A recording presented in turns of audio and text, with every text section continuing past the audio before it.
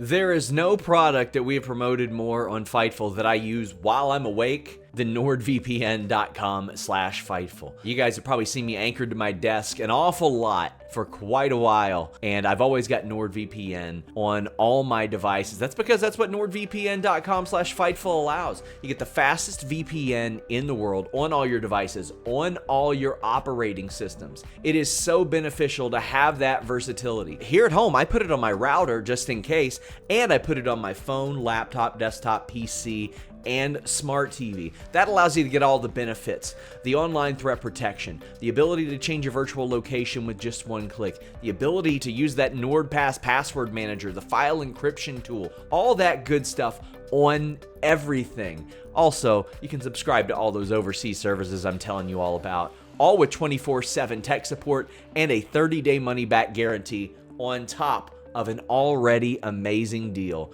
Protect yourself on all your devices with NordVPN.com/Fightful. What's up, you guys? Sean Ross Sapp here with a name you know. Does anybody ever mispronounce your name? All the time. All the time. What are some of the common mispronunciations you get? Zia. Zia? Zia's the...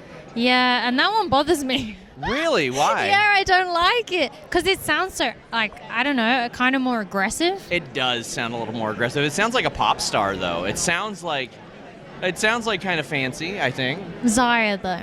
Zia works. Yeah. So you're over here, you're in the States, we're at WrestleCade right now. Is this your first WrestleCade? This is my first WrestleCade as a wrestler. Okay. Which is interesting. So I was actually here in 2014. I debuted in 2015, May.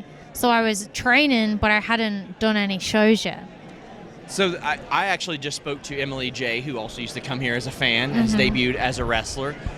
What's that like, being on the other side of the guardrail, as they say? Well, I don't know, because it was a bit different. Okay. So I came with a friend who was here working here. Yes. So I don't know if that's different from coming as a fan, per se. Sure. That makes sense? Yeah. But this is cool. There is so many people here. Over 200 wrestlers they brought in here. That's how many wrestlers there are? Over 200, yes. I heard there's also like between 8,000 and 9,000 guests here. It's huge. It's something I always tell people they should do at least once, because it is. And I know Survivor Series is this weekend. I would never trade a WrestleCade weekend for anything. I love it so much. And there's still that many people here. Yeah. Even with everything going on this weekend, this place is packed. So for somebody like you who is now navigating the independents again, how is this to network, make connections with other wrestlers, talent, managers, bookers, promoters, any of those things? So I'm loving this because right now it's kind of also like a reunion.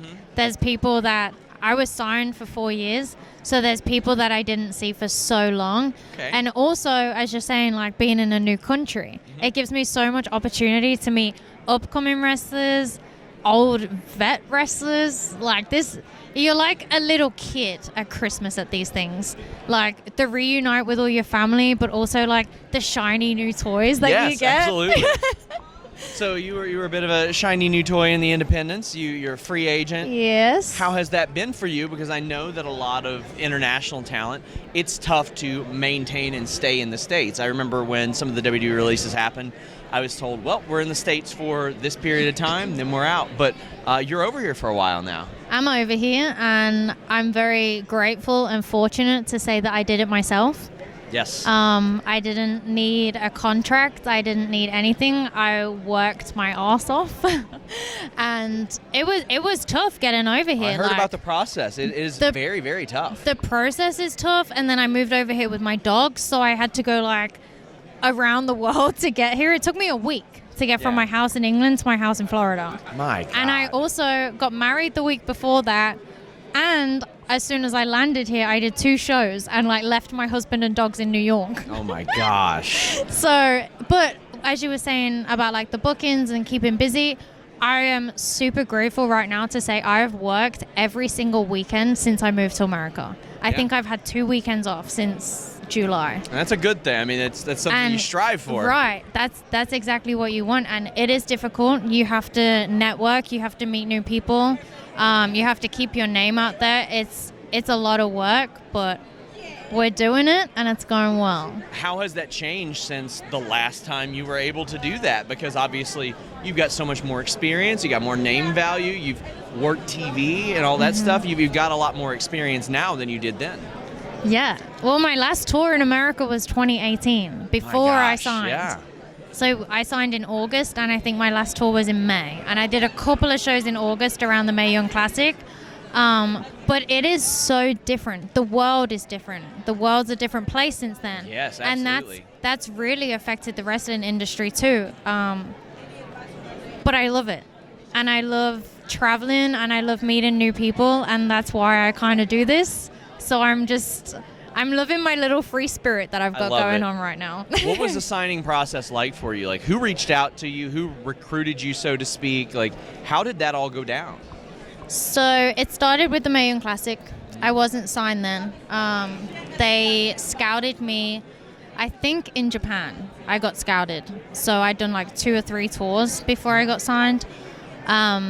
So that's where I got scouted, but I didn't hear anything. And then I was actually in America. It was in May when I was doing that tour then.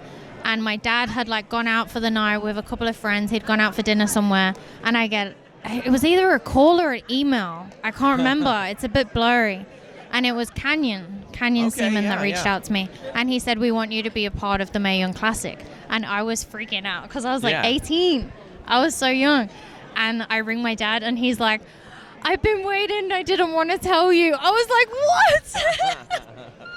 what? So he knew the whole time. And like, what if they didn't hear back from you?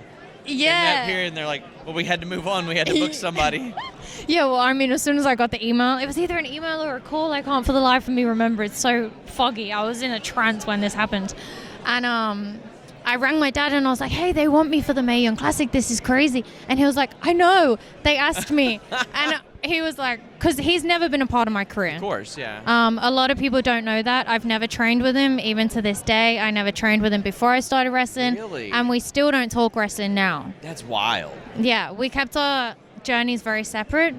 He didn't want me to be a wrestler for all of the obvious reasons. And then I knew I was going to get she's only here because of her dad. Sure. Right. A lot of people get that. All the second generations get it. And I at least wanted to be able to look at him and look at myself in the mirror and say that wasn't true. Yeah. So we kept it completely separate. So when they said to him about the Mae Young Classic, they were like, do you mind if we bring her in? And he's like, well, if you think she's good enough. Yeah. And I was like, oh my God. Like, trust your own father to be the one that no, she's doing it on her own. Maybe I don't know if she'll even be interested. If you want. I don't know if she's even into that kind of thing anymore. No, it was great. It was like such a bonding experience for us. And what has it been like for you since then to really kind of discover the respect that your father has within this industry from so many people that he has influenced and helped out? So I love it because I'm really, really close with my dad. And then I'll meet all these new wrestlers and they'll just tell me like how much influence he's had on their career. But also I'll meet people that have maybe been in NXT for a portion of time, and I'm starting to meet them now being on the American side of it. I'm meeting a lot more people that have been in NXT, whether they've been on TV or just been there for a few months, or wrestlers or, like athletes that have been there. Yeah. And I'll meet them and they're like, your dad helped me so much in NXT. Like he was like a mentor, because that's who he is as a person. Yes. So hearing these stories about how he's helped all these people, it's like my heart is just like, that's my dad. He's such a good person. So I have some advice to ask of you. Oh, no. I have my first match in 6 years next Saturday at Black Label Pro against Shazza McKenzie. It is a street fight. Have you ever fought Shazza McKenzie? Yeah, she punched me in the nose. Did you see it? It was like 2-3 weeks ago. And we had a match in, where was it? Prestige. It was freelance wrestling. And she forearmed me. Which is ironic because she's always going to be a freelancer because nobody's going to ever sign Shazza McKenzie. Oh, dear. He's coming for you now. Oh, my God. So I've never had a nosebleed my whole life. Even played football as a kid, British football, soccer. And I got the ball kicked in my face so hard, never once had a nosebleed. My first time wrestling Shazza McKenzie, and she forearmed me so hard in the nose, and I was like, oh, my nose is running. In the match, I was like, that's kind of gross. Like, I thought I just had a cold or something, and then I went like this, and there was blood everywhere, and I was like, that's not a runny nose. This is not making me feel great. This is my little good luck. Watch out for your face. I have been told by Deanna, maybe barf on her. I think Shayna Baszler said that, well, I gave her 7 staples and she still beat me. So Shayna said, aim for 10 staples. Okay. That's good advice. This is not great advice that I'm getting from anybody. I'm just being told about how violent Shazza is. And she called me the C word. And I didn't even do anything wrong. That makes, yeah, well, let me tell you, she has called me that numerous times, and I have never done anything wrong. You got to get her back for both of us. I definitely didn't run in on her and hit a DDT at any point. That never happened. They can't prove it's me. I didn't take off a mask. I didn't hear about that. Thank God you didn't. Nobody else did either. I didn't. So obviously it wasn't you. It wasn't me. It obviously wasn't me. It was somebody in a Spawn mask, and I just don't know who it was. But here's my advice. Kick her ass for both of us. Okay. That's what you got to do. MJF, I said, what advice would you give me to kick her ass? And he said, well, she's got a huge ass, so if you move forward, you're going to hit a piece of it. Yeah, don't step back. Only cowards step back. Okay. In a fight, only a coward will step back. You got to keep pressing. You got to fight her straight on. I'm going to do it. I'm going to do it. Shazza's ass. You're going to win. I've got weapons. Okay, I was told to bring thumbtacks. I'm bringing thumbtacks. Okay. I was told to bring kendo sticks. I'm going to hide some kendo sticks around. I mean, I can't pretend like I have any experience with kendo sticks and thumbtacks. Yeah. Why not? Because I'm the angel of the ring. Okay. I'm the British technical wrestler. Fair. That has traveled to Japan and America. Yes, you have. I don't mess with thumbtacks. Was that strategic? They scare me. Are you like, listen, technical wrestler. I'm not doing this. The British technical wrestler. You're gonna pose like those old. Yeah, like the old, hand slightly you got your open. Singlet on. Mm-hmm. You're just ready to go. The Steve Gray. Yeah. Johnny Saint. That's what I'm talking about. That's those the old vibe we're going all for your here. 8x10s this weekend are just you with your hands. That like is this. a great idea. that is what I like to hear. How have things changed for you since you've been in the States? And what is your least favorite thing about the States? Oh. Rhea told me she gained 10 kilos just eating the same food here. Really? Yes, just because of all the corn syrup. Oh my God, that's terrifying. I've been okay with that because I actually really struggle to put on weight anyway. Okay. So in the UK, I was eating like 2,500 calories a day. Okay. And barely maintaining my weight. Wow. So that was tough. But we're grateful for that metabolism because I just turned 25. Yes. So we're not going to be mean about it. Yes. Because we don't know how long she's going to be there. I mean, listen. I mean, one day you're going to become a heavy hitter. You're going to be thumbtacks, everything. Oh my God! Imagine. You're just going to switch your complete style when the metabolism goes away. The devil of the ring. Exactly.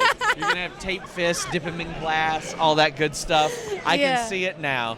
Your father will be so proud. The British technical wrestler gone wrong. I'm loving. I feel like you guys are so friendly out here. Really? Yeah. Okay. You know, I visited the UK for the first time twice this year, and I see that. Right? I see that. I mean, I lived in a village in the UK. Okay. Like a nice little old kind of village. So it was one of those places where people say hello to you in the morning. Yes. And your neighbors say hi, but it's kind of getting like few and far between. Yes. Whereas here, I feel like everyone says hey. And the customer service here in the South, for sure, is good. Yeah, New York kind of people are a bit mean to me. Yeah, you'll learn how to take shoulder blocks even in like New Subway. York. Yes. Like there's an opportunity to not even get on the subway if it's full in New York. They're not going to move over for you. Subway, like the sandwich the shop. sandwich place. Yeah, they're mean in there. My buddy got me Jimmy John's, so. I don't know what that is. It's like a Subway. It's like the lazy version of Subway. Okay. They don't heat up anything. Oh, it's just a sandwich. Yeah, it's just a sandwich. That's it. A cold. But I bet they were kind in there. Were they nice in there? He said they were nice. The gimmick is subbed so fast you'll freak, but they don't pay us anything. So I'm going to tell you, it wasn't fast whatsoever. It was actually quite inconvenient. Ooh, what's the biggest inconvenience you've experienced in America? Oh. I'll tell you mine in the UK. Okay, go. When I'm riding down the road and I think a child is driving and I'm like, oh, wait, no, everything's just reversed here. That's why he's in the driver's seat of this car. And I was like, I was concerned. But out here, you actually have children driving. That's also true. Because they can drive at like 15 here. 15 and a half permit, 16 driver's license. You can't do that in England. How old do you got to be? 17 to have a learner's, as you would call it. I like that idea. But you can still get your full license at 17, I think. Yeah. 18. I like that idea. We got John Schuyler waving at us. Hello. Wow. Anything you want to tell the people where they can follow you, where they can support you before we You can hop follow onto it? me at Xia Brookside on everything. XIA. It's an X. People will tag me and they'll still put a Z. So they'll tag at Xia Brookside, spelled properly, and then they'll say, hey, Xia, with a Z. I have people that misspell my name when my name is on the screen. Yeah, that's what I'm saying. It drives me nuts. So they have to put an X to find Xia Brookside, but then they put a Z. Yes. That's an inconvenience. That is the biggest inconvenience.